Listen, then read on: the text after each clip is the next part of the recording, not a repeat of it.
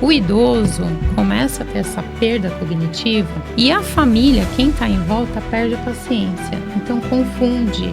O idoso esqueceu e a família começa a gritar. Então o idoso, às vezes, ele não está perguntando o quê para você repetir, porque ele escutou. Meu Deus. Só que ele está perguntando o quê, porque ele quer ter tempo para lembrar, para dar aquele gatilho na memória para conseguir responder. Muitas vezes porque ele não quer ouvir grito.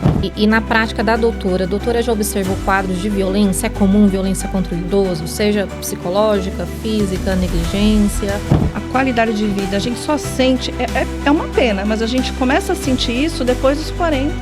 É incrível, né? E a gente começa a perceber o quanto isso é importante, quanto a gente precisa da saúde depois. É não só quantos anos a mais eu vou viver, mas Sim. como eu vou viver. Como eu vou viver. Né? A qualidade de vida, como é que eu quero passar meus últimos momentos.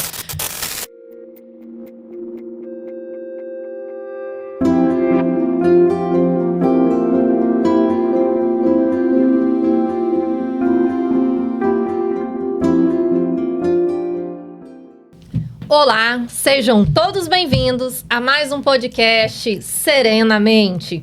Hoje falaremos sobre a saúde mental e muito mais dos nossos idosos.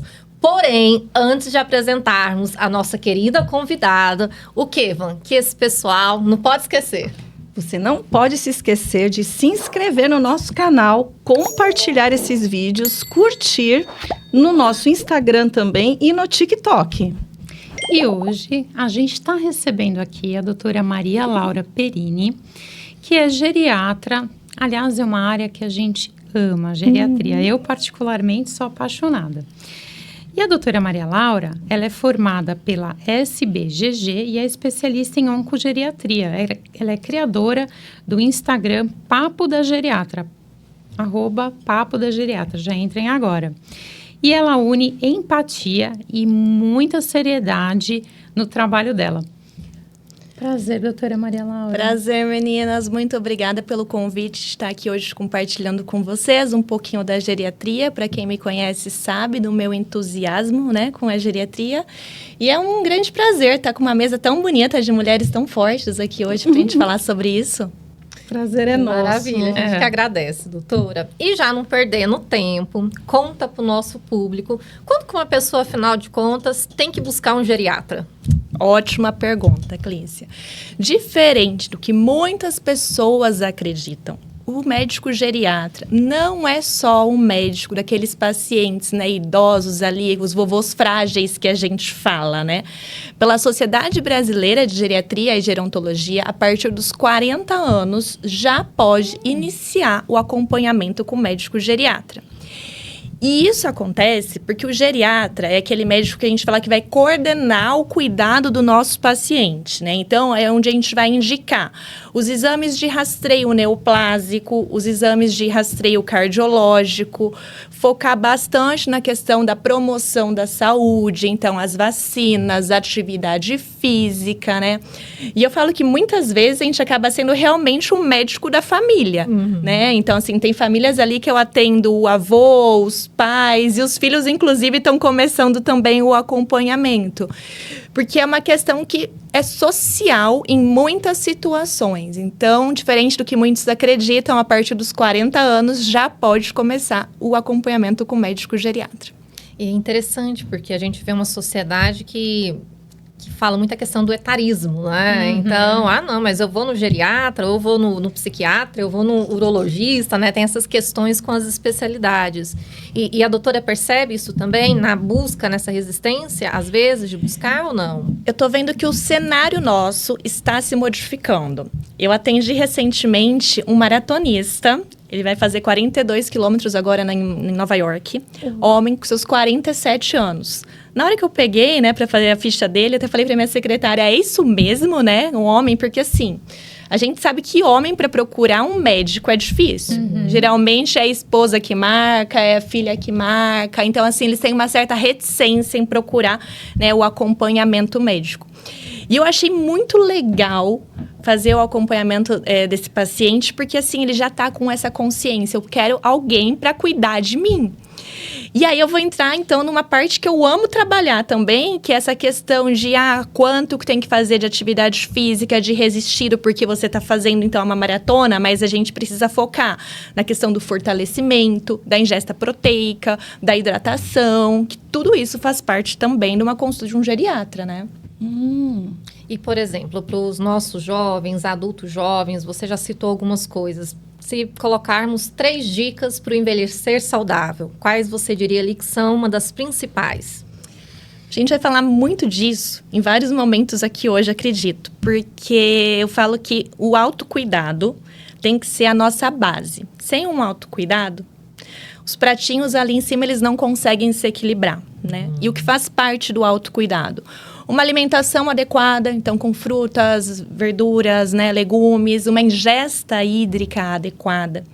E quando eu falo do paciente idoso, pelas próprias alterações que acontecem com a senescência, muitas vezes os pacientes idosos, eles não sentem sede. É verdade. Então, se eu vou esperar eu ter sede para eu tomar água, eu já vou estar desidratado, né? Eu vou estar ali aumentando o meu risco de infecções, inclusive no rim. Então, eu sempre falo para os meus pacientes, tenham a garrafinha de água com vocês, se comprometam a tomar ela, independente de ter sede ou não. Então, alimentação é fundamental, ingesta hídrica é fundamental e a atividade física. Mas eu não gosto de atividade física, eu nunca fiz atividade física, eu vou começar agora aos meus 60 anos. Vai. Né? Por quê? Eu também não gosto de pagar boleto, mas eu pago porque eu preciso, né? Então, acho que já começa por aí o nosso cenário. E eu falo que criança é muito isso, não faz porque não gosta. O adulto não tem essa opção. A partir dos nossos 30 anos, a gente já começa a perder massa muscular. Então, eu preciso fazer atividade física resistida, eu preciso fazer atividade física aeróbica, né? Se eu quero envelhecer com saúde, com autonomia, com qualidade de vida, eu preciso focar nisso, no pilar básico. É uma alimentação, uma ingesta hídrica, atividade física, ter boas noites de sono, né? O basiquinho bem feito que a gente fala. E sabe o que eu acho interessante, doutora? Inclusive, foi um dos seus posts que me chamou muita atenção. O que a doutora falou, é o básico bem feito, porque a gente vê coisas mirabolantes e absurdas, né? Então, assim, se a gente fosse colocar esses fake news sobre, faça isso que é um envelhecer saudável, né? Você citou alguns pontos lá, o que seria que não tem nada de evidência científica e a pessoa vende? Bom, charlatão no nosso mercado, a gente tá cheio, né? E eu acho que junto com o charlatão, por que eles estão, assim, crescendo muito? Porque as pessoas, elas querem buscar soluções rápidas, imediatistas, né? E elas não estão focadas no processo. A gente tem que ter um foco no processo. Então, assim, eu quero vitamina, não é na farmácia que eu vou encontrar vitamina. Eu vou encontrar vitamina, vai ser no mercado, vai ser na feira, né? Eu vou descascar mais e eu vou desembalar menos. Então, hoje, quando eu vejo, assim, aquelas prescrições de soroterapia, onde o paciente paga ali, gasta milhares ali naquelas soroterapias, naquelas manipulações, né? Que muitas vezes o paciente, ele sai com aquela receita tudo manipulado, já com a indicação da farmácia. Então, assim, o médico está ganhando na consulta, ele está ganhando na farmácia de manipulação. E muitas vezes é um desserviço para o paciente. Por quê? Quantas e quantas vezes eu não recebo pacientes com manipulações que ali tem de tudo. Na fórmula tem antihipertensivo, tem remédio para diabetes. Eu já peguei, inclusive, mulheres tomando medicações para homens, assim, nas fórmulas, nos compostos. Então, eu acho que as pessoas, elas têm que prestar atenção onde é que elas estão buscando as suas soluções, entendeu? Porque eu pego aquelas manipulações e falo, meu Deus, um remédio para ser tomado em jejum, o outro depois da refeição, o outro, sei lá, à noite, tá tudo junto e misturado. E aí a gente vai entrar em um outro assunto, que é a questão da polifarmácia do paciente idoso. Então, assim, cada vitamina ali conta também como um item, né? E tem interação medicamentosa. E vira aquela cascata iatrogênica, porque aí vai ter uma reação, né? Com determinada medicação. Aí eu vou associar uma outra. Então, muito cuidado com isso, em buscar soluções imediatas. Então, é o soroterapia, é o enema de café, não é por aí. A gente tem que ter um olhar atento onde é que eu estou buscando o meu cuidado. Porque geralmente o idoso toma muita medicação, né, doutora? Nossa, muita coisa, né? Tem que tomar muito cuidado, realmente. Qual dica que a doutora teria, assim, para um idoso que tem polifarmácia, para ele tentar se organizar? Teria alguma estratégia?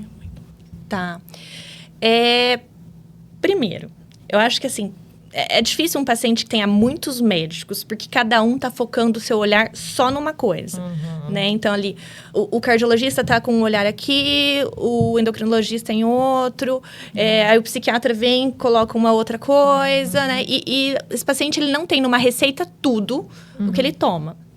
Então, assim, do pantoprazol ao remédio de dormir, você precisa colocar tudo na sua receita, inclusive o suplemento proteico para esse paciente, que eu falo que já é um item que faz parte da minha prescrição.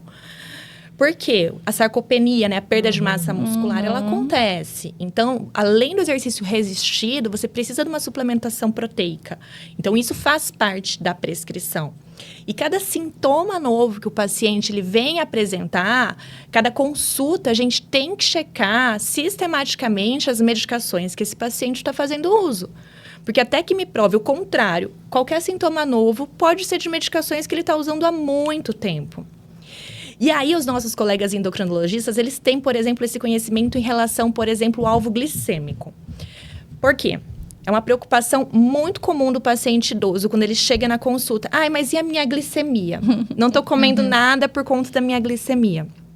E a glicemia do paciente idoso, ela é diferente o alvo. A gente tolera um nível glicêmico um pouco maior. Porque para a gente preocupa mais um paciente que tenha uma hipoglicemia, que ela é mais silenciosa, do que um alvo glicêmico mais alto. Então, o meu alvo glicêmico para esse idoso, ele modifica conforme a sua idade, se é um paciente que tem demência ou não, conforme a sua funcionalidade. E aqui, quem eu acabo pegando ali, muitas vezes, que pecam pelo excesso, são os nossos colegas cardiologistas. Por quê? Como eu lido muito com paciente oncológico também, e a gente sabe que o câncer, então, ele leva ali um estado já mais de caquexia, né? Um estado mais inflamatório. Eu preciso tolerar um nível um pouco maior para esse paciente glicêmico. E muitas vezes, de chegar e tirar a sua simples metformina da prescrição e falar, o senhor pode comer tudo que o senhor quiser agora, esse paciente já vai voltar em 30 dias comigo na consulta, uma outra pessoa. Nossa. E eu tenho N casos disso para falar para vocês do consultório, sabe? Tipo assim, o paciente volta em um mês já feliz da vida. E fala, doutora, eu vou ter que abandonar meu cardiologista porque eu tava com uma dieta super restrita. E agora eu tô comendo as coisas. Então, aí você volta a ganhar peso, né? Então, entender que tem algumas coisas que a gente já falou, então. Da questão da água, por exemplo. Né? Essa questão do nível glicêmico que vai se alterando com a idade, com a senescência. E o geriatra, doutora, ele pode fazer esse acompanhamento, né? Porque o geriatra pode verificar tudo, todas essas questões. Eu não sei se em alguns casos tem que fazer alguma indicação para um outro profissional, mas eu acho que é a melhor pessoa para acompanhar a pessoa que está nessa fase da vida. O que eu Melhor falo é que a gente, né? Gerencia... Não é querer puxar a sardinha pro seu lado. Não, o que eu falo, que senão também meus colegas aqui, Vou eles vão bravos. falar assim, tira esse podcast do ar, né? Vamos derrubar Vou esse perder podcast. meus pacientes aqui. O que eu falo?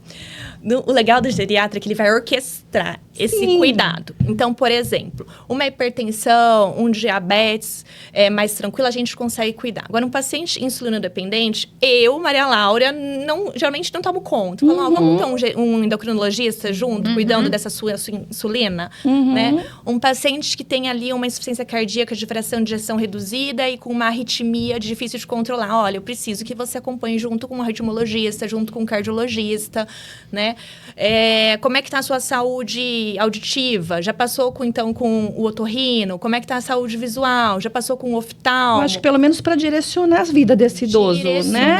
Porque eu vi isso muito com a minha mãe, porque antes a gente fazia esses tratamentos, mas não tinha um geriatra. No dia que eu decidi colocar um geriatra, nossa, me deu uma tranquilidade, porque eu ficava super, tranquila em levá-la, né, nos profissionais certos. Ela dava todas as dicas, acompanhava minha mãe a cada período, né, pedia os exames, mas era muito diferente do que vocês só nos outros médicos, porque o geriatra vai ter uma visão completa, né? E para mim foi muito bom, né, tê-la. Inclusive, eu optei em fazer isso por minha conta mesmo. Falei, não, vamos colocar um geriatra aqui.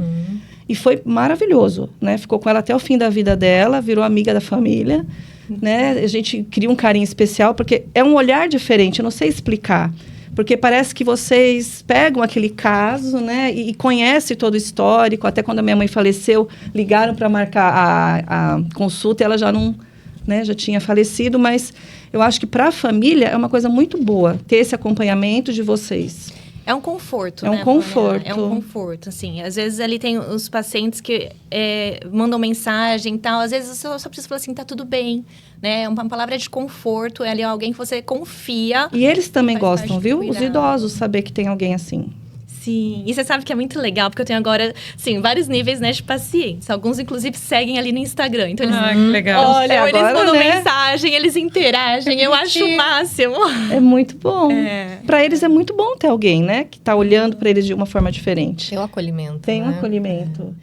O doutor, e quando fala em idoso, digamos assim, grande medo, quando fala, né, estou envelhecendo, a questão da demência.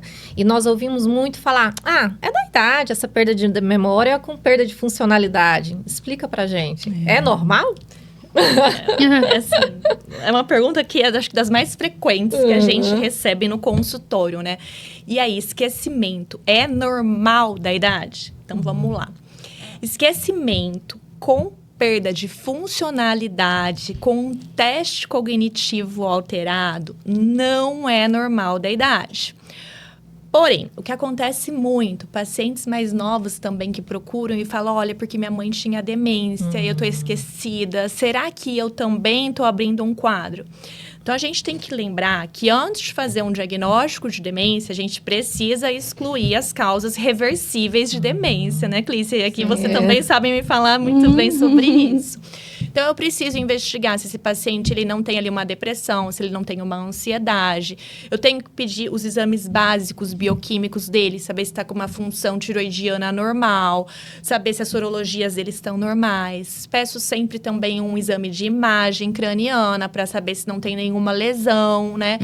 E depois que eu afastar todas as causas orgânicas desse paciente, que eu afasto alterações de humor dele, que eu vou fazer um teste cognitivo e vejo que realmente esse paciente ele está perdendo ali no teste cognitivo, corrigida para sua escolaridade, e que hoje em dia ele não faz mais coisas que ele fazia anteriormente, aí a gente vai começar a falar de demência. O ideal é a gente encaminhar para fazer um teste neuropsicológico também, para a gente ter o diagnóstico fechado.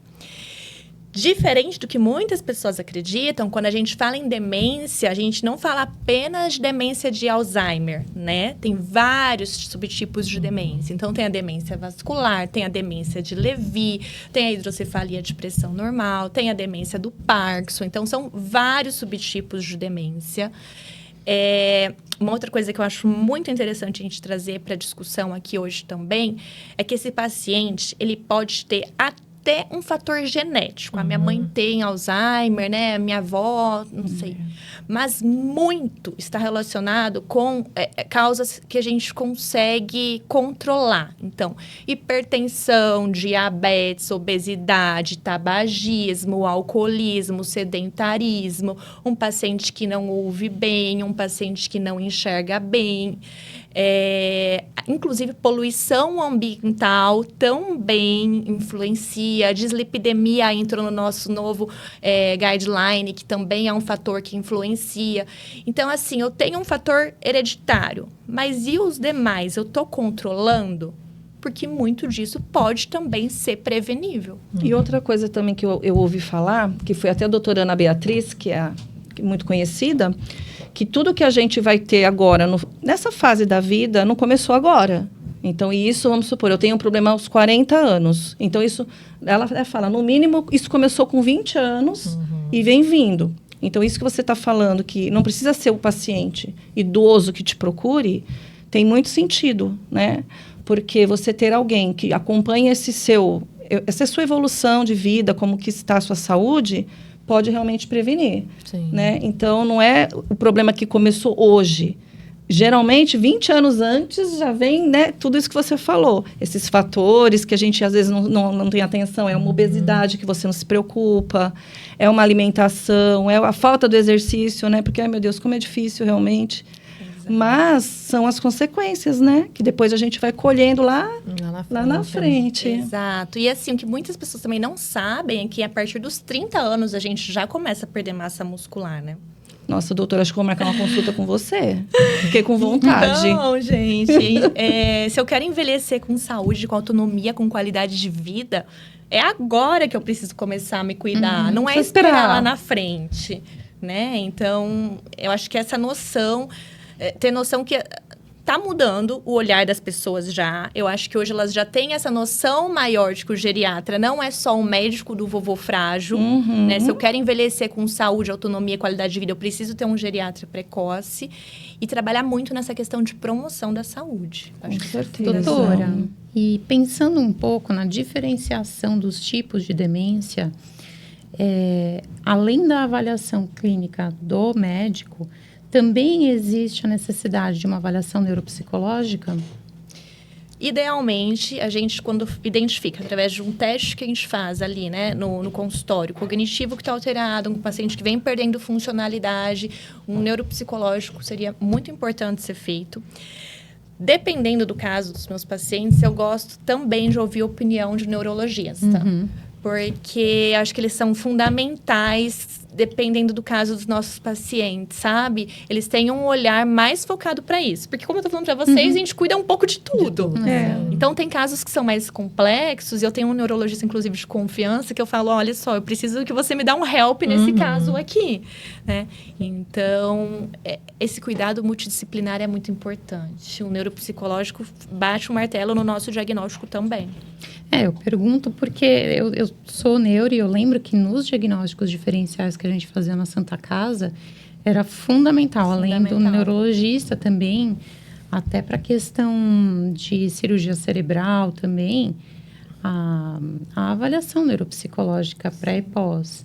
Então, nesse caso, até para diferenciar o tipo de demência, né? Porque elas são muito pertinho uma da outra, né? Na sintomatologia. Exatamente, Lu. E assim, é o que a sociedade recomenda, né? Que o exame com o neuropsicológico sempre seja feito. Infelizmente, não é acessível a todas as nossas pessoas, como o suplemento proteico também não é, né, gente? A gente está falando aqui de uma sociedade que é muito desigual, né? Às vezes a pessoa, ela não tem, eu tô falando aqui que ela precisa buscar também as vitaminas que ela precisa na alimentação, mas falta o básico nessa alimentação. Sim. Né? Exatamente. Não tem nem pro básico, né, doutora? Não tem pro básico, pena. Não tem pro básico. Então, assim, eu preciso tomar tal remédio, mas eu não tenho esse dinheiro. Então, a gente tem que ter também a função do geriatra, ter esse jogo de cintura do que eu preciso disso, mas eu posso fazer isso. Exatamente. Mas também, será que não tem uma questão de educação da população? Porque às vezes você encontra um alto teor de vitamina em casca de alimento que a pessoa joga fora. Então, o Brasil é um dos países mais ricos em lixo.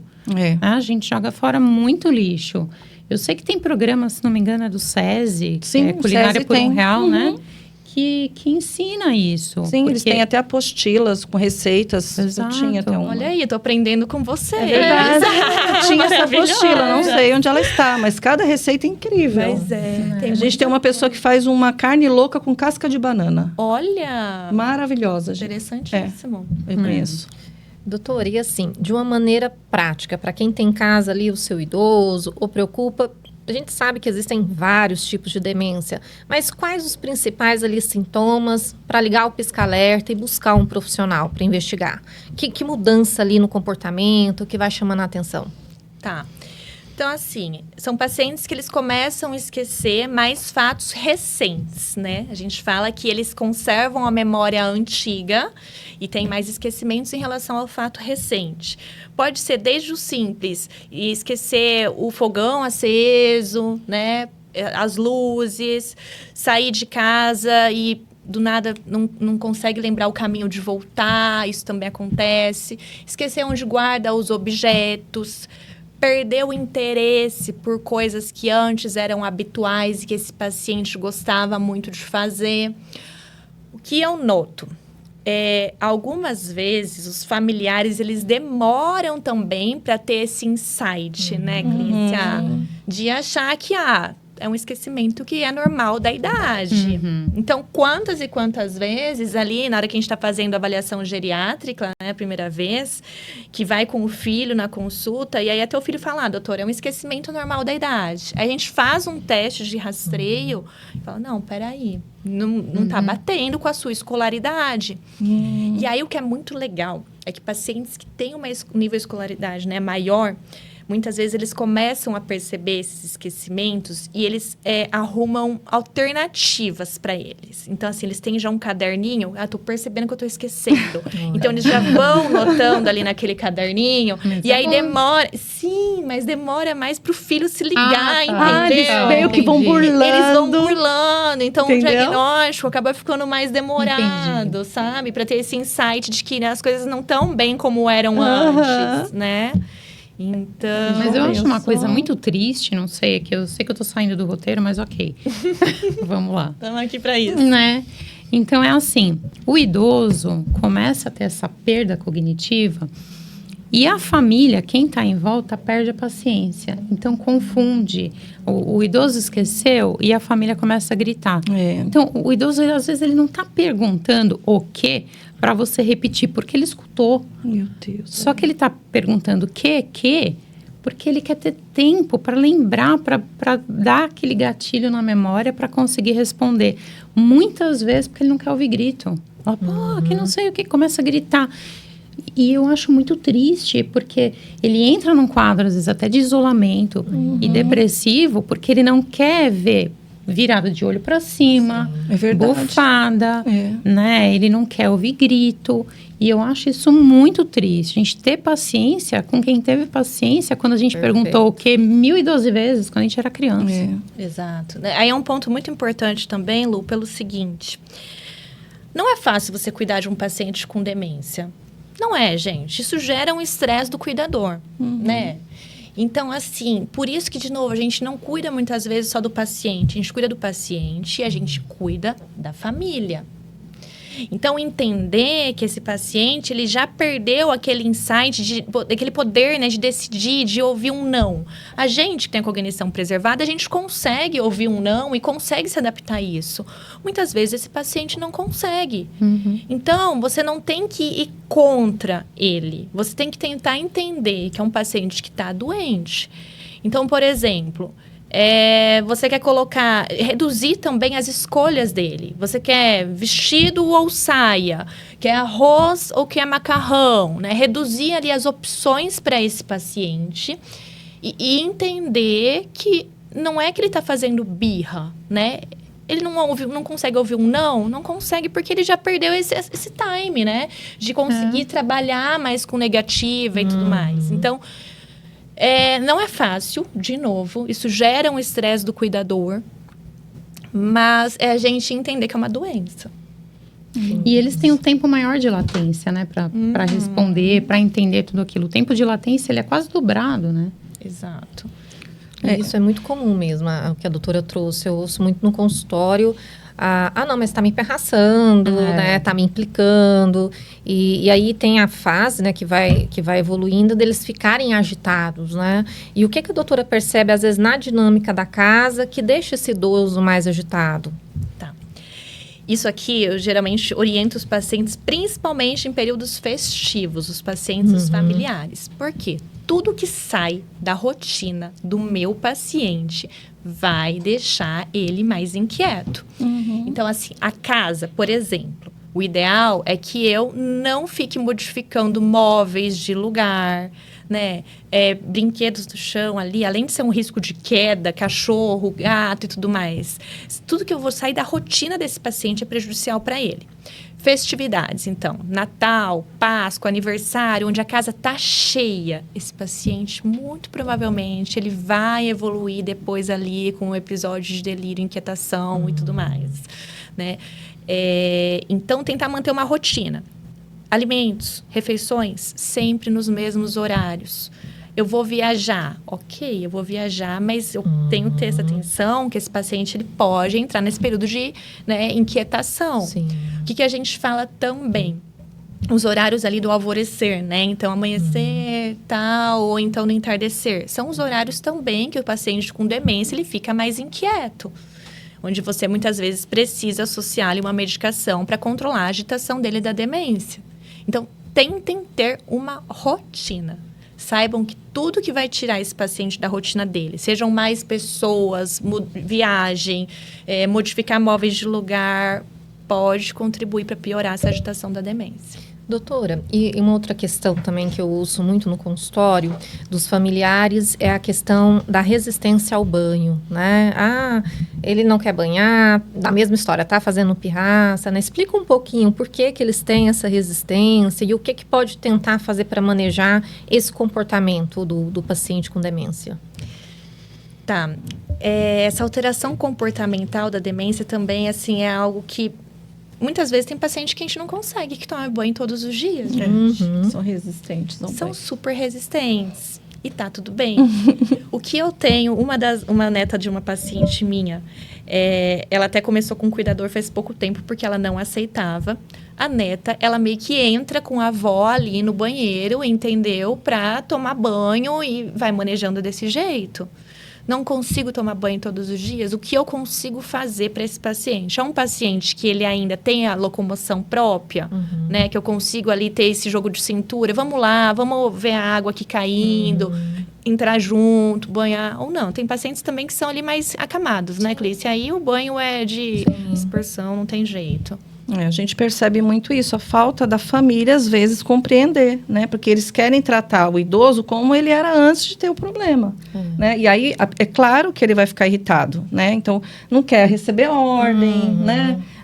Eu que sei a hora que eu tenho que tomar meu banho, né? Eu não quero saber. Então, aí a pessoa fica irritada. Gente, é uma questão de ter sabedoria para lidar. E ele não entende, né? Porque para ele, ou ele já tomou banho, ele perde a percepção de sentir o cheiro, né? Às vezes o cheiro tá Mas forte, eu não tô ele não consegue. nem sujo. O próprio som minha da mãe fala, eu água, não a tô temperatura assusta.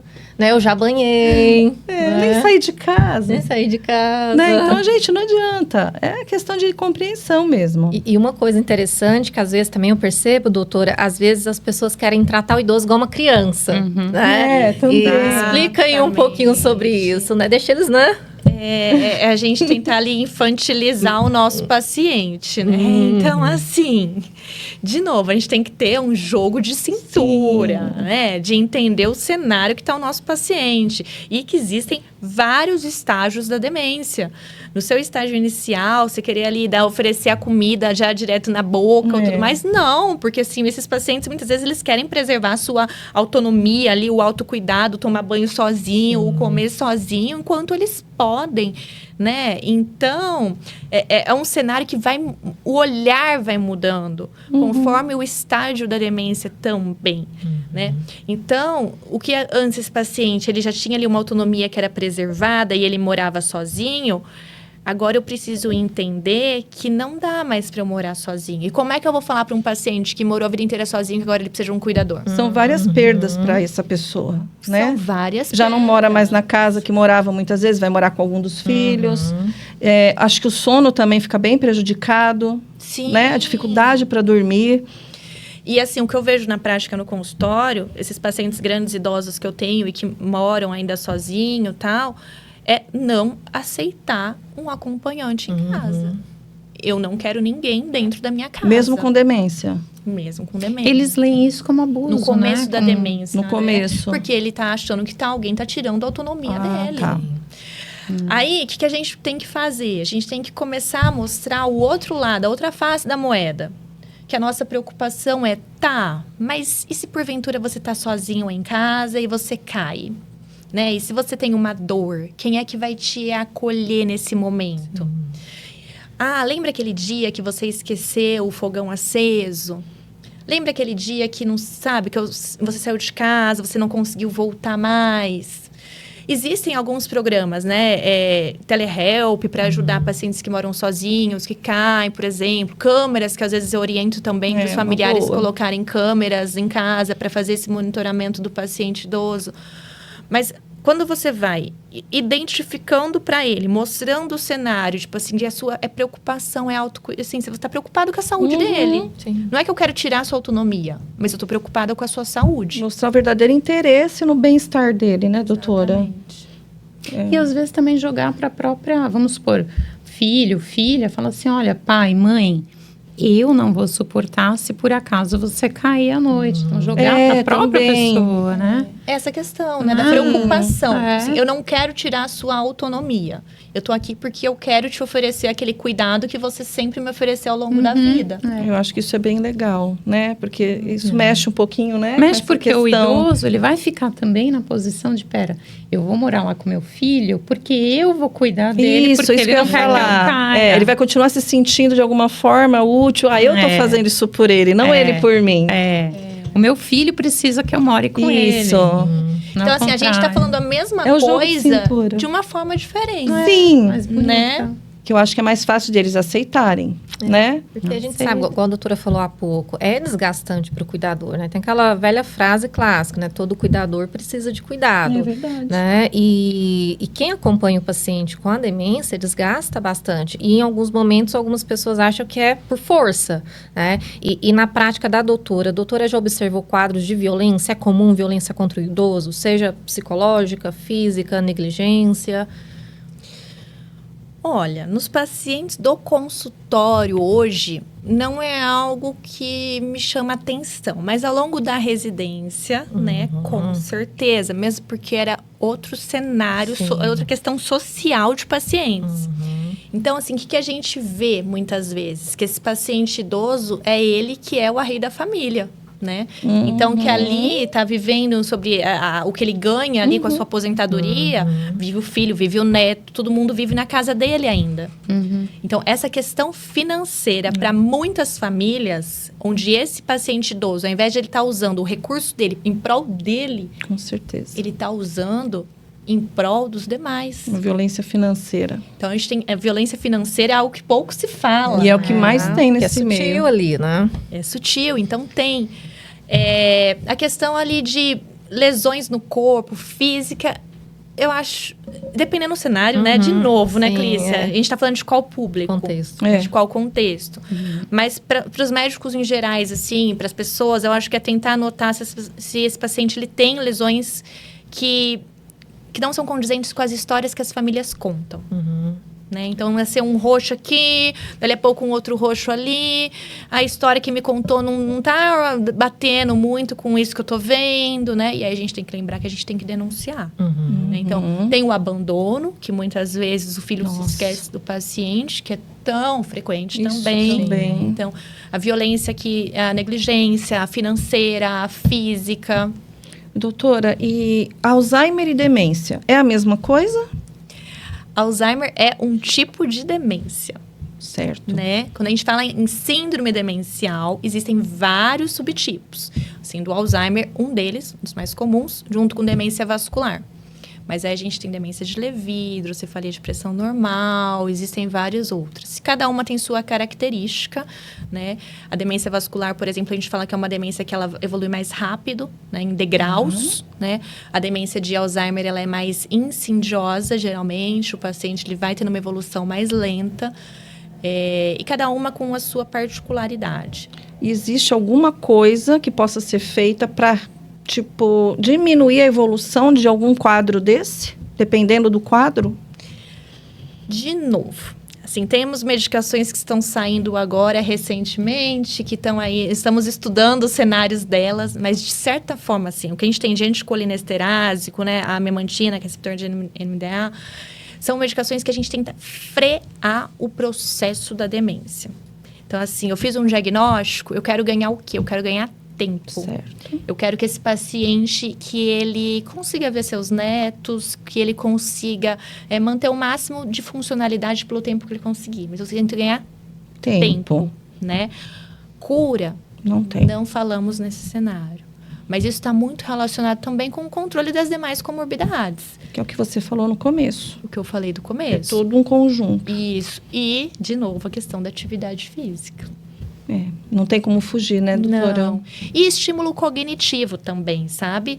Então, colocar esse paciente para ler, para fazer caça-palavras, sudoku, aprender coisas novas, né? Então, isso é verdade mesmo que ajuda. Com certeza. Coisas que estimulam, né? Porque os idosos atualmente, pelo menos o que eu vejo em consultório é assim, eles ficam tudo vendo programa sanguinolento no final da tarde, em vez de ver alguma coisa que estimule o cérebro. Então, eu acho que também incentivar essa parte aí é super importante, né? E hoje em dia a gente sabe que está aumentando demais, né, o número de pessoas que chegam na terceira idade, né? A taxa de natalidade depressão. Diminuiu muito. A gente vê poucas crianças e jovens. E a população envelhecendo cada vez mais, porque a gente tem muito recurso hoje. Né? Hoje a gente tem medicação, a gente tem atividade física, tem 1000 coisas que você pode fazer para prorrogar a sua vida. Né? E eu acho que a preocupação de vocês é que essa vida seja prorrogada de uma maneira saudável. Não é? Porque a gente sabe que a população está envelhecendo mais. Então, hoje, assim, antigamente morria-se muito mais por doenças ali infecto-contagiosas, né? Hoje, então, o que mata a nossa população é mais doença ali oncológica e cardiovascular.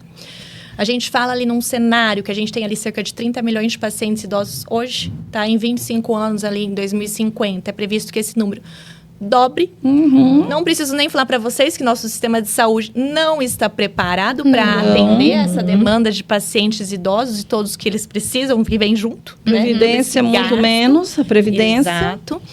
Então, assim, o focar, de novo, eu não vou procurar médico só porque eu tô doente. Eu tenho que focar na promoção da saúde, né?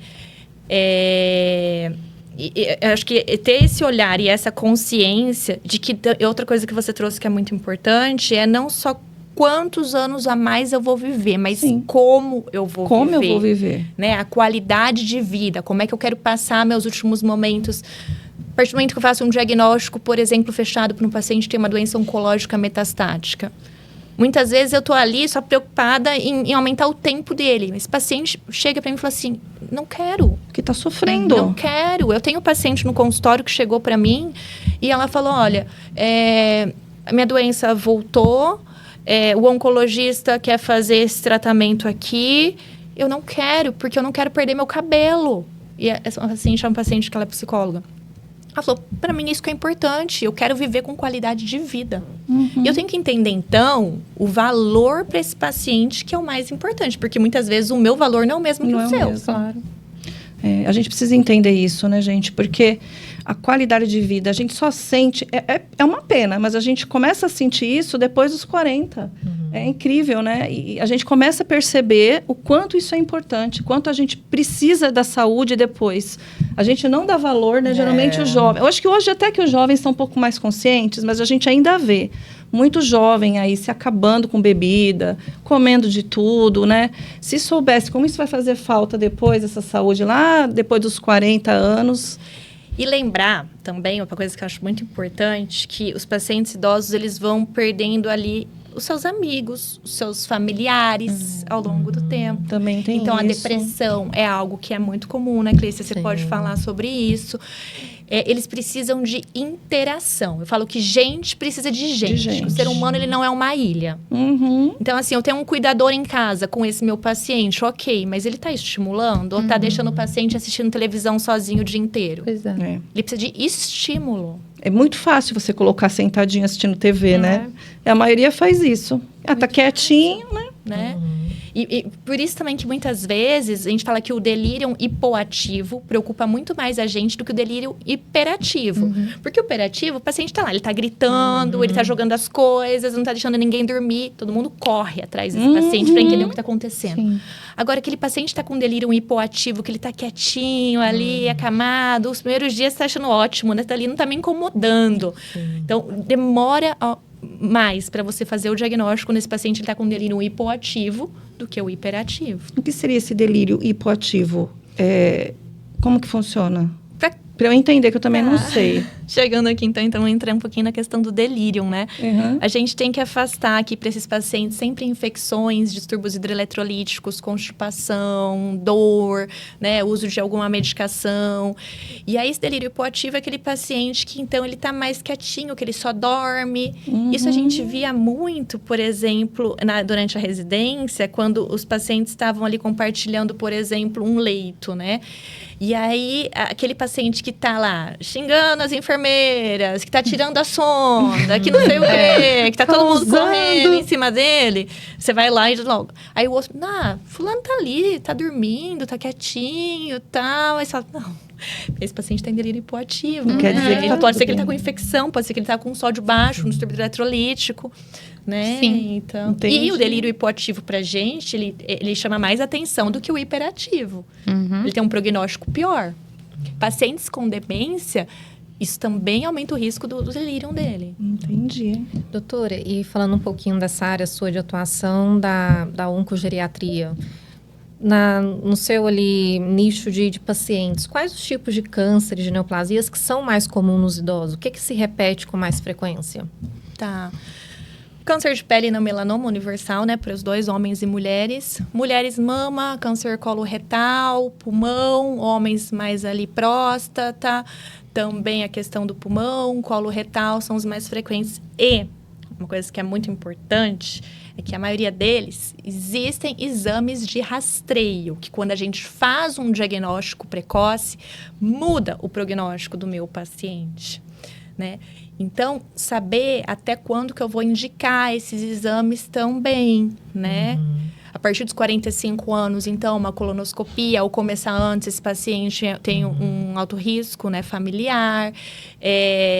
Mulheres, então, lembrar da mamografia, ultrassom de mama, o Papa Nicolau, que é tão importante. Pessoas que são tabagistas ou que cessaram nos últimos 15 anos, lembrar da tomografia de tórax de baixa dosagem para câncer de pulmão, que esse é um que poucas pessoas sabem, que é um exame de rastreio. Homens, a questão do PSA, que eu acho que é um dos nossos rastreios ali mais discutíveis entre as sociedades, né? Mas lembrar dele. E isso também é muito importante. Por que a sociedade fala pra gente, a sociedade de oncogeriatria? Eu vou continuar pedindo esses exames desde que meu paciente tenha uma expectativa de vida ali acima de 10 anos, por exemplo. Porque o que eu vejo? Muitas vezes eu tenho uma paciente com uma demência, até tem um caso desse lá no Santa Catarina, com uma demência avançada, uma senhora que ela era professora, e pediram um exame para uma mamografia, veio câncer de mama para ela. E assim, foi engraçado porque quando veio, me encaminharam então para fazer decisão terapêutica, eu falei, tá. Falei, o que a gente vai fazer com isso daqui? Porque é um câncer do maior risco que a gente fala, né? Que é o triplo negativo e tal. E aí dá para fazer uma cirurgia, uma mastéria, dá para fazer. E ela fez. E ela ficou super bem do ponto de vista da cirurgia, tá? Saiu tranquilo ali. Só que é uma paciente com uma demência tão avançada que ela não vai ficar fazendo a quimioterapia. Ela não vai ficar com o braço parado lá, recebendo a quimio. Entendeu? Então, o tratamento, ele é adaptado para cada tipo de paciente. Eu fiz o diagnóstico. E agora? Então, agora vamos fazer a cirurgia, que é algo factível para o cenário dela, mas não vai caber uma quimioterapia, porque ela não vai parar recebendo essa quimioterapia. E ela tá bem, tá? Fez a cirurgia, tá ali seguindo, a gente esqueceu do câncer dela, a gente tá tratando ela, tá estável. Entendi. Aí entra um ponto muito importante, doutora, que está crescendo muito, mas ainda, na minha opinião, falta muita informação, que é sobre a medicina paliativa, né? Que muitas pessoas acham que medicina paliativa é pegar na mãozinha da pessoa e estou aqui. E é muito mais do que isso, né? Explica para o nosso público o que é essa medicina paliativa, as estratégias que utiliza. Ótimo. Eu acho que existe ainda um tabu muito grande, né, Clícia? Quando a gente fala medicina paliativa. Eu entrei no paliativo e agora ninguém vai fazer mais nada para mim, eu vou parar o tratamento. E o que poucas pessoas sabem é que quando a gente tem esses diagnósticos, né, mais avançados, um câncer, uma doença cardiovascular, uma doença respiratória, você pode começar o acompanhamento, inclusive, precocemente, com equipes que façam esses cuidados paliativos. Por quê? A ideia dessa equipe é cuidar não só do paciente, como dos familiares. E quando eu estou ali num cenário exclusivamente paliativo, não é que eu vou deixar de fazer as coisas pro meu paciente. Eu vou cuidar de você até seu último suspiro. Mas eu tô menos focado em tratar a sua doença, né, Clícia? Mas eu vou tratar a Clícia pessoa. Então, assim, a minha ideia é que você não tenha dor, que você não tenha falta de ar, que você não tenha constipação, né? Então, ter a consciência de que a medicina paliativa, ela não tá encurtando a vida de ninguém. Muito pelo contrário, viu? Eu vou te falar que uma medicina paliativa bem feita, muitas vezes prolonga a vida do nosso paciente. Quantos e quantos casos a gente não vê disso? Eu tenho uma paciente que mora num residencial, ela tem uma demência super avançada. Praticamente não fala mais nada, acamada, tem gastrostomia, tal. Eu fechei as diretivas dela com a filha em abril de 2023. Nossa. A gente está em julho. Olha, Caramba. bastante tempo. A gente está em julho. E ela está lá, assim. A gente pede os exames laboratoriais dela, não tem uma anemia, não tem uma disfunção renal. Nada. Que bom, Com a né? recebendo sua dietinha ali na gastrostomia, filha consciente. Se tiver alguma intercorrência, a gente não vai reanimar, não vai fazer intubação, não vai nada, né? Não anda, não fala, mas está ali estável. Um ponto aí interessante, doutora, acho que muitos talvez não saibam sobre essas diretivas, né? Então, é um tabu falar sobre o morrer, né? Sobre esse período né, que todo mundo, a única certeza que nós sabemos que temos, né? Então, muitas vezes, chega ali numa emergência, né? O médico não conhece o caso, o emergencista, por exemplo, ou a família nunca conversou com esse paciente. Eu quero ser intubado, sendo que é irreversível. Eu quero passar por procedimentos invasivos, dolorosos, que não vão me ajudar. Então, tem essa importância de ter essa conversa dentro de casa, não é, doutora? Com certeza. Acho que as pessoas perguntam muito pra gente como é que a gente quer viver. Uhum. Mas ninguém pergunta, as pessoas têm medo de perguntar como é que você quer morrer. Ninguém quer falar Importante. disso, Ninguém né? quer falar sobre isso, porque a morte é Sim. feia. Ninguém né? gosta de falar. A morte, ela traz sofrimento para a família, ela traz sofrimento para o paciente, ela traz sofrimento para a equipe que está cuidando desse paciente, né? Então, a partir do momento que eu tenho um diagnóstico, que eu sei que esse diagnóstico, ele vai piorar, né, com o tempo, que é uma doença progressiva. Seja um câncer que não tem cura, seja a própria demência, que a gente está falando bastante aqui. E que esse paciente, ele não precisa esperar ter uma demência avançada. Eu posso conversar com ele precocemente sobre isso. Com o seu envelhecimento, como é que você quer ser cuidado? Porque muitas vezes o filho, ele não quer também ficar com esse poder de decisão sobre ele. Eu não quero decidir sobre isso, meu pai. Não quero. Com a minha mãe, eu não consigo. Sim. Entendeu? Eu não isso consigo também. fazer essa decisão de cuidado. Sim. Então, se o paciente, ele já expressa antes, olha, quando eu chegar nesse momento, nessa fase da minha vida, eu não quero ser entubado, eu não quero ser reanimado, eu não quero que me leve para uma UTI, que eu fique cheio de fio ali, droga vasoativa e tudo mais. Gente, acaba sendo, assim, uma morte tão mais tranquila. Sabe? Segue, assim, um fluxo que é tão bonito, sabe? Eu falo que assim, um fechamento de ciclo mesmo, as últimas páginas sendo escritas, um cuidado que já foi acompanhado, que não é aquela loucura que tá, assim, uma intercorrência aguda, e agora, o que eu vou fazer? Eu vou entubar, não vou entubar? Eu vou reanimar, não vou reanimar? Né? O fluxo da vida, a gente deixa ela seguir esse fluxo da vida. E a gente deixa bem claro, não só para o paciente, como para o familiar também, que a gente não está encurtando nada, né? A gente não está querendo Nada a ver com matar eutanásia, né? Não é Não tem nada a eutanásia, ver que é o com tabu, isso, né? Que é o né, tabu. Clícia? O tabu da eutanásia. Que a gente está falando é de ortotanásia, é a boa morte, né? A gente quer que tenha uma passagem digna, serena, como essa pessoa viveu a vida toda. Fantástico. Aí aqui a gente tem uma pergunta, né? Como adaptar a rotina para reduzir a ansiedade ao dormir? O que eu vejo muito que eles reclamam é que não tem sono.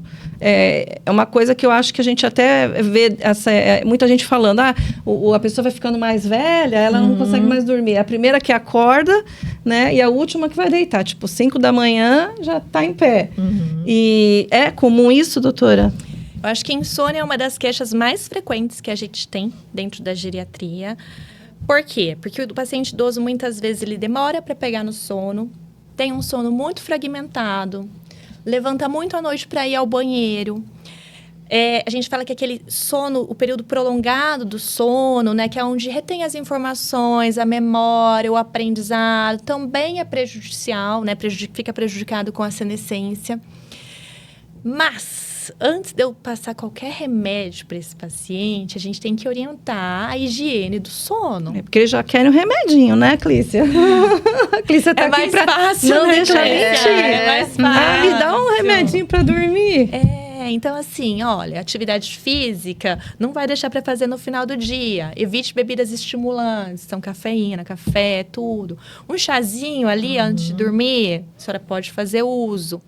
Vai para cama, cama não é lugar de televisão, não é lugar de você ficar mexendo no seu celular, é ambiente escuro, né? Uma música relaxante, ela pode ser utilizada. Então, começar com medidas de higiene do sono para esse paciente. E se elas não resolverem, aí que a gente vai atrás de precisa usar alguma medicação ou não. E falando sobre isso, doutora, né, um ponto importante. Medicações que são muito utilizadas para o sono ou crises de ansiedade, que pode ali na frente ter um risco para demência. Então, quando a gente fala de humor, e esse é um assunto que eu gosto muito de falar particularmente. Então, vamos falar. Pacientes com depressão não tratada, né, ou subtratada, ansiedade. Depressão, ela é um fator de risco para demência. Então, ela é um fator de risco para demência. E eu preciso, assim, eu acho que saúde mental é uma coisa que a gente precisa falar mais. Porque as pessoas, elas demoram para pedir ajuda. Vai Entendeu? deixando, né? Até no extremo. E a gente precisa cuidar mais uns dos outros. Às vezes é uma pessoa que faz parte da sua rotina de trabalho, que você está vendo que ela ali está mais descuidada, não está prestando atenção no que ela está fazendo, né? Às vezes você chegar para conversar, você acolher, você se colocar à disposição dessa pessoa para entender o que está acontecendo. Olha, você precisa de ajuda. E assim, o que eu acho triste, inclusive, porque dentro da medicina, dentro da geriatria, eu já perdi alguns colegas médicos, tá? Para depressão. Nossa. E você vai falar o quê? Uma pessoa que ela é formada com isso. Então, assim, às Mas é vezes que quem falta sofre aquele... a pessoa, não é o profissional, Ela né? cuida tanto, às vezes, dos outros, também não se olha, né? Exato. Quantos, né? que Quantos esquece de se cuidar. se cuida? Principalmente da área da saúde. A gente Eu acho que cuida, são os a que gente menos vive se cuidando cuidam, do outro. né? Aham. É os que menos A cuidam. gente é muito negligente com a gente, Sim, né? sim. Mas entender que às vezes a gente precisa pedir um socorro. Sim. Pois é. E que o outro pode olhar pra gente. Então, a gente é da área da saúde. Vamos olhar pro coleguinha, né? E acha que... Sabe o que acontece? Pensa que porque é médico, psicólogo, não tem problema com isso, né? Nossa Senhora. E eu acho que as mulheres, elas possuem isso talvez de forma mais acentuada, porque a mulher, ela tem aquela ideia de que ela tem que ser aquela mulher polvo, né? Com vários Sim, tentáculos doutora. abraçando tudo ao mesmo tempo. Então, tô cuidando da casa, tô cuidando do Dá filho, tô conta de cuidando tudo. do trabalho, eu tenho que dar conta de tudo e como é que isso vai ficar? Sim. Mas é verdade mesmo. E adoece, né? Não tem como. Eu acho que o maior problema da gente é esse, não se olhar. Quantas de nós, se a gente for ver, não sabe nem o que gosta direito, né? O que você faz para relaxar? Não tem. Não sabe. A Luciana só trabalha. Vou dedar. Ela me deda, doutora. Eu vou dedar. Gente, ela só trabalha. Ela só tem uma qualidade. Ela dorme às 10 da noite. 10 horas cai o Wi-Fi. Você não fala mais. Mas eu vou na academia todo E dia. ela vai na academia. Todo dia. Duas Muito qualidades. bem. Isso vai envelhecer com qualidade Mas de vida. trabalha que se deixar, meu Deus, dedei. É isso. Mas é isso, acho que a gente tem que identificar e tratar, né? Não adianta ficar empurrando com a barriga. Psicoterapia. Quantas pessoas são reticentes em procurar um auxílio de um psicólogo? Nossa. Gente, eu falo que é guia de bolso. Devia, Todo mundo né? precisa de um psicólogo. Com certeza. Né? Eu falo que eu fico sem comer, mas eu não fico sem a minha psicóloga. Verdade. Do dia que a pessoa começa a fazer, ela não quer mais parar. É uma nossa mente da gente abre. A gente fala, gente, eu sou essa pessoa, né? Você às vezes não consegue pensar sozinho. É incrível isso, né? A gente se acha tão autossuficiente, nós não somos. nós não somos. E essa resistência, ela é ainda maior no idoso, né? Tanto pela questão cultural, né? Então, às vezes, você vai atender um idoso deprimido, ele, não, mas o que eu tô fazendo aqui? Eles estão caçando doença pra mim. Sempre de conta de tanta coisa. Fala, tá caçando doença pra mim. Eu tô bem, eu não tenho nada. Ótimo. Não pego nem gripe. Eu tô melhor que você. Tô melhor que você. Fala que a gente tem uma caixinha de surpresas, né? Aquela caixinha de Pandora. Na hora que você resolve abrir ela, sai tudo. Minha filha, sai coisa ali, ó, né, que a gente nem, nunca imaginou. Ai, gente. E como que a gente pode evitar de falar algumas coisas que podem desanimar esse idoso, né? Porque a gente sabe que a palavra tem muito poder, né, doutora? A gente está falando aqui de psicoterapia, de parte emocional. O que a gente não deve falar para o idoso? Principalmente esses que, como a gente comentou agora, que já estão nessa fase de estar mais irritado, né? Você já percebe que não está mais, assim, conseguindo fazer as coisas. O que a gente tem que evitar para não piorar essa situação? Você não pode, né? O não, de novo. Né? A gente entender que todo mundo, se der certo, vai envelhecer. E que o nosso corpo, ele vai passando por adaptações. Então, assim, tem coisas que fazem parte da senescência, que a gente espera que ocorra com o nosso corpo e que a gente pode já, pensando, então, como é que eu vou me adaptar a isso, né? Mas evitar coisas assim, você não pode. Você dá outras formas. É falar a mesma coisa de forma diferente. É você acolher esse paciente, é você ter empatia de olhar para ele como um ser humano que tem suas vontades. Né? Esse paciente, ele ainda tem a sua autonomia preservada? Ele quer definir a respeito do seu cuidado de saúde? Porque também tem paciente que não quer. Tem paciente que chega e fala assim, não, eu quero que minha filha cuide disso. E tá tudo bem. Ou seja, ouvir o que ele tem para dizer. Exatamente. Porque eu falo assim, que a gente pensa que a pessoa está idosa, você não precisa mais ouvir, né? Que ele não tem mais condição. Lógico, a gente vai avaliar se o que a pessoa está falando tem sentido, mas a gente percebe que muita gente não quer mais nem ouvir o que essa pessoa tem para dizer, né? Muitos reclamam disso. Ninguém me ouve. Eu sempre falo que eu trabalhei com idosos um tempo, né? Eu fiz estágio em clínica para idosos, né? Fiquei 1 ano lá. Então, a gente vê que eles têm vontades, né? Eles têm.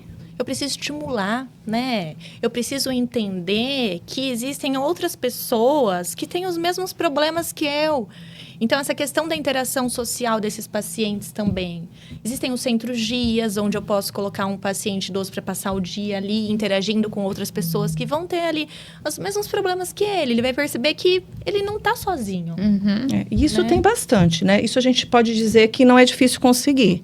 Hoje, a gente percebe que tem muita gente fazendo esse trabalho, inclusive na política pública tem, né? Aí na região que a gente fica, a gente trabalha, tem bastante lugar que tem atividade física, tem um lugar para eles se encontrarem para conversar. Nas igrejas também, centros, comunidades religiosas. A família precisa, talvez, aí encaminhar, né? Que aí... Eu acho que você tem que encontrar os grupos que esse paciente... Eu tenho, sei lá, uma paciente que gosta de fazer atividade manual. Então, leva ela para bordar, para pintar, né?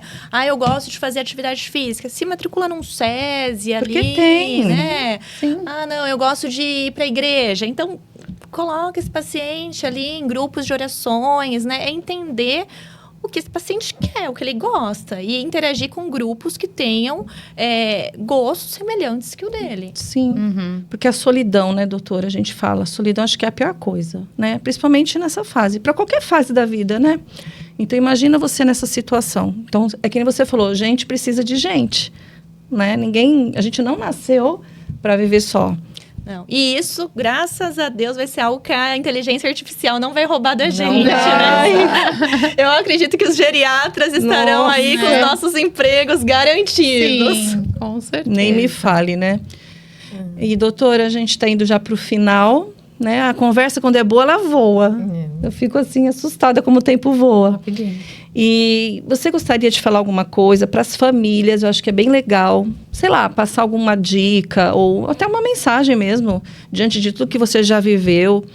Pessoas que estejam lidando, né, com pessoas nessa situação, ou até mesmo como uma prevenção. O que você gostaria de deixar hoje para o nosso público? Bom, eu deixo como mensagem para vocês que, de novo, médico geriatra não é só o médico do paciente ali do vovô frágil. Se vocês querem envelhecer com saúde, com qualidade de vida, com autonomia, precisa começar um acompanhamento precoce, pensando principalmente na questão da promoção da saúde. Então, é atividade física, são boas noites de sono, é cuidar da sua espiritualidade, uma alimentação adequada, evitar vícios. Entender que aquele paciente mais frágil, ele precisa de vocês. A gente tem que entender que esse paciente, ele é um ser humano que tem os seus gostos, que tem as suas vontades, e respeitar e acolher isso, né? E eu acho que sempre, quando a gente tenta se colocar no lugar do outro... Perfeito. Se fosse comigo, como eu gostaria de ser tratado... Perfeito. Eu acho que o nosso olhar vai mudar muito. Eu acho que o nosso cuidado vai mudar muito. Então, como eu quero envelhecer e como eu quero ser tratado como envelhecer. Perfeito, doutora. Acho que aí você resumiu tudo, né? Foi muito perfeito. Doutora, onde as pessoas podem encontrar você, seu trabalho? Se quiserem passar em consulta, deixa para eles os seus contatos. Tá, Instagram, Papo da Geriatra. TikTok também com o mesmo nome. Eu atendo na Clínica Primazi, próxima do HCOR, na Fontes de Freitas. Sou responsável pelo serviço de oncogeriatria do Hospital Santa Catarina Paulista e trabalho também no AC Camargo. Que maravilha, eu já vou marcar minha consulta. Vamos. Doutora, antes de você ir embora, tem uma lembrancinha da nossa Ai, que gracinha. família, porque aqui a gente gosta de deixar um carinho para vocês que contribuem com tanta qualidade, né? A gente tem essa alegria de trazer profissionais aqui com muita bagagem. Nossa, tem sido muito bom que você leve um pouquinho da gente. Muito obrigada. E tem mais uma última coisa. Tem? A gente tem um grupo de WhatsApp que a gente vai fazer, então, os encontros do Serenamente. Verdade. Né? De forma online. Então, eles vão acontecer pontualmente de quintas-feiras às 20 horas. E a gente tem um público que é muito grande, acima dos 40. Então, fica aqui o convite em algum momento para você participar com a gente. certeza. Né? Será um prazer. O convite já está aceito. Olha, gente. E é um prazer para mim estar aqui com uma mesa com tantas mulheres aí maravilhosas como vocês. Doutora. Viu? Eu Obrigada. entrei aqui, gente, falei, gente, essa mulherada bonita, eu preciso me arrumar pra aparecer aqui no meu Toda linda. Gente. Já faz parte da família. Já cuidei até do cabelo dela. então. Gente, aqui é assim. Já Já chega, já fica íntima. Já tá tudo, já vem pra cá. E, gente, olha que delícia. A gente tem o grupo, vou aproveitar e falar de novo, né, Lu? Fala. Nosso grupo, Serenamente Conectadas, começa na primeira semana de agosto, tá? A gente já tem o link para você entrar na nossa pré-estreia, né, do grupo. Quem estiver nesse grupo inicial, tem uma surpresa aí para a primeira semana de agosto. Então, se você ainda não entrou, dá tempo, vai lá no nosso Instagram, tem o link. Olha aqui, a doutora já aceitou. Então, como que vai funcionar isso? Nós vamos ter reuniões semanais e vamos ter os nossos convidados ali participando junto. Então, fica já o nosso convite para você participar. Você vai ter aí a oportunidade de falar comigo, com a Clícia, com a Lu, com a doutora também, e outros que já passaram pelo Serenamente, que você sabe que só teve gente boa aqui. E a gente espera que vocês possam ter aproveitado esse episódio com esse assunto delicioso, né? Que a gente sabe que se der tudo certo, a gente vai chegar lá também nessa fase, né? Eu já tô com 51, então já cheguei ali, ó, tô quase ali, ó. Então, gente, ó, muito obrigada. Obrigada por vocês terem ficado até agora aqui com a gente. E até o próximo episódio. Até, Obrigada, pessoal. doutora. Tchau, tchau.